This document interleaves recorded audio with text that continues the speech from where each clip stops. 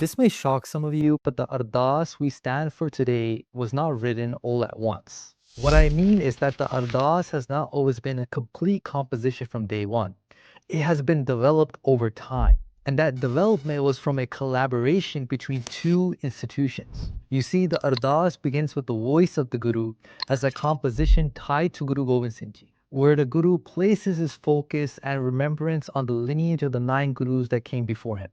And then it's almost as if he passes the pen from one realm to the next, from the Guru's institution to the Sikh institution, because the rest of the Ardas is written by Sikhs. A prayer that is recited twice a day worldwide at every Guru Gad is created not just by the Guru, but by a joint collaboration between the Guru and the Sikhs. This is by far one of the most impressive examples of the Guru's institution working with the Sikh institution. Now, if you remember from our last video, we explored the Sikh lens, a model that allows us to understand the 3 different realms of Sikhi: Gurbani, the Guru's institution, and the Sikh institution. The Guru's institution is where we place things located in the Sikh world but are not necessarily found in Gurbani, but can be understood as being derived from it, usually by the Guru himself. We had briefly mentioned things like Sakhiyan, Panch Kakara, Char Baje Krats, and more. Now, to understand the Ardas, we need to touch on Dasam Bani. I had mentioned that Dasam Bani, or the writings of Guru Gobind Singh, are unique. They really work in 2 planes. For starters, they are working within the realm of the Guru's institution, because these are writings attributed to the Guru, but they are also open-ended to flow into the Sikh institution. This fact sets it apart from the Guru Granth Sahib Ji. The Guru Granth Sahib is unchanging. It cannot be added to or subtracted from. It is a scripture that has been sealed, and wisdom that is considered a full or perfect without any mistakes. Dasambani, on the other hand, feels more like a Guru Sikh project rather than exclusively Guru project.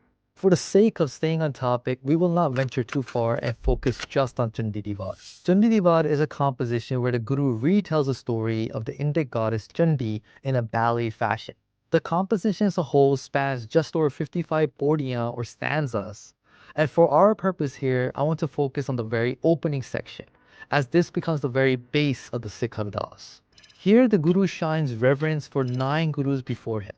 He prays to them as a Sikh would, by first mentioning Bhagoti, then Guru Nanak, and continuing down the line until we reach Guru Tegh Bahadur Ji, the 9th Guru.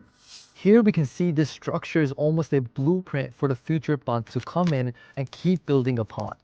The reverence, the appeal for strength and courage, the appeal to destroy pain and conflict, and asking for the blessing of worldly and spiritual boons. This is a blueprint because the Guru here is coming into the realm that has not yet been made, the Sikh institution. He is crossing realms, bowing his head, praying to the Gurus while he is a Guru himself, leading the path for those who will soon follow.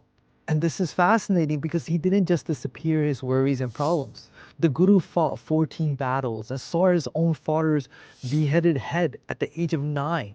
He leaves his home and loses all of his family. The Guru is not a novice when it comes to worldly pains, but he doesn't just write them off with a magic wand. Instead, he prays and does an ardas. And in that ardas, he does not write his own name.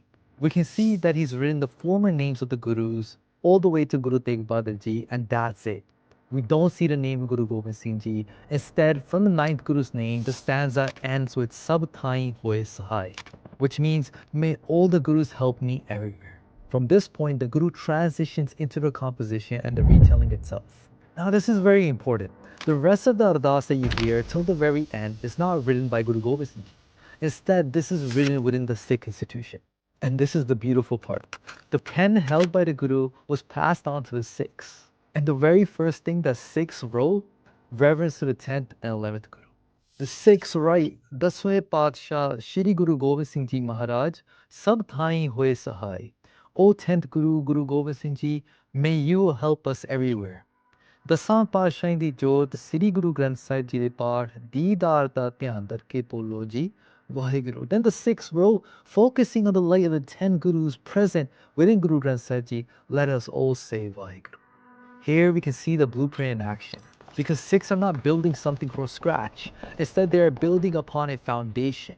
The Guru has passed on the baton, and now it's the responsibility of the Sikhs to pass the finish line.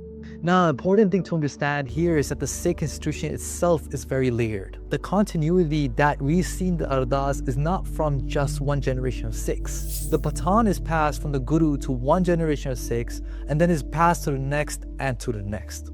And each generation codifies the Ardas with their own experiences that are weaved together with sacrifices. The process begins with a historical event occurring, an event that can never be forgotten, such as a genocide or a moment of intense struggle. From here, Sikhs learn to endure and overcome by taking the support of Gurbani and the Guru. Then the most incredible piece of the puzzle takes place. Sikhs codify their experience into the Ardas so that it may be used by future generations. And finally, the baton is passed on. And in each section of the Ardas, we can see this codified experience, starting with this very first paragraph after remembering 10 Gurus.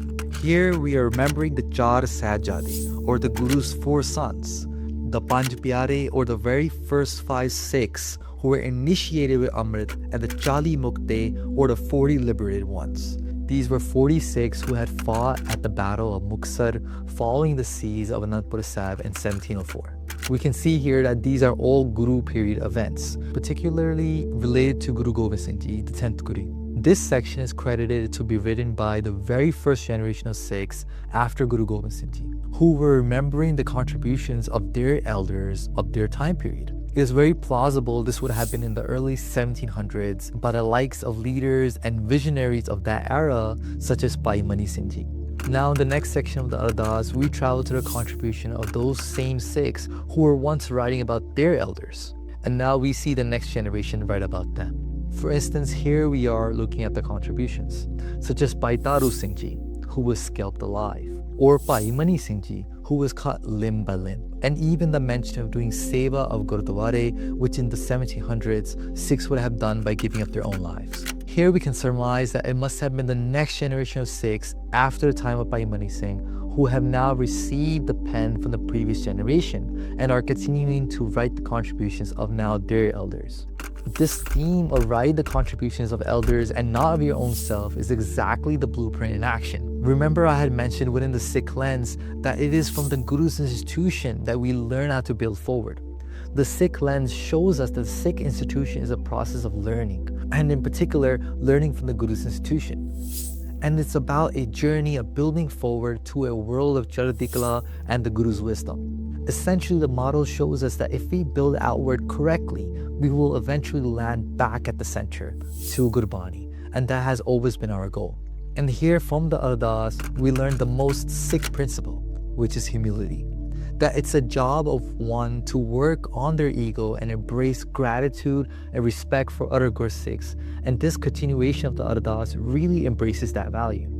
Now further down in the Ardas, we can see a section that probably is the most closest to our time period. Here we can see the mention of the Khalsa being separated from Gurdwara. This actually points to the first half of the 1900s, primarily the Gurdwara reform movement of 1920s, when many historic Gurukas were controlled by the corrupt Mahants and backed by the British.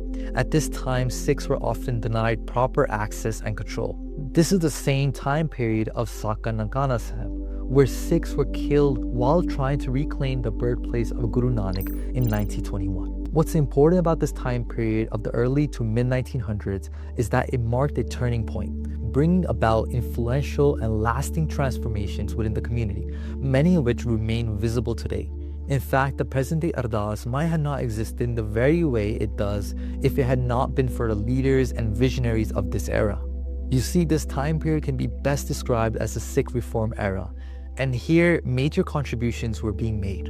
For example, around 1910 to 1915, the Chief Khalsa Diwan, a leading Sikh reform organization of the time, set the groundwork for forming committees to think through Sikh conduct and ceremony.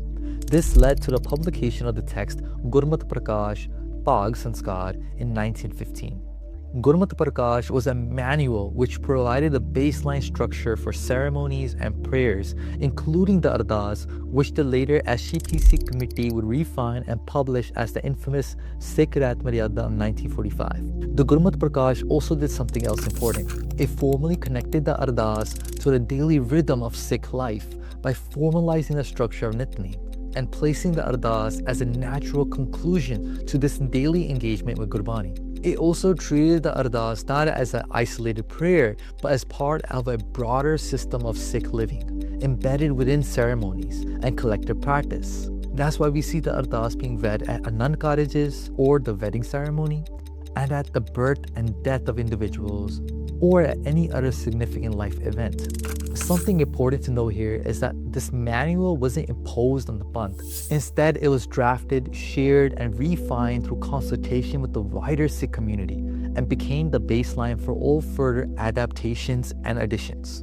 In fact, these consultations took place over the next 3 decades. By March of 1927, the Shromani Gurdwara Prabandhak Committee, or SGPC, appointed 28-member subcommittee specifically to prepare a draft Roriti or Maryada manual. This draft will go through traditions and practices in the light of Ratname and other Sikh texts of the past. This task includes continuing the work of standardizing the Panthic Ardas from the Gurmukh Prakash manual we discussed earlier.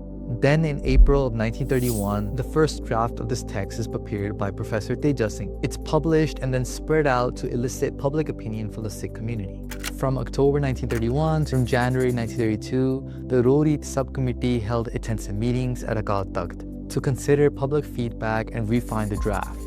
Then in 1933, a series of Panthic gatherings at Akal Takht took place, and the Ardas was a subject of specific deliberation.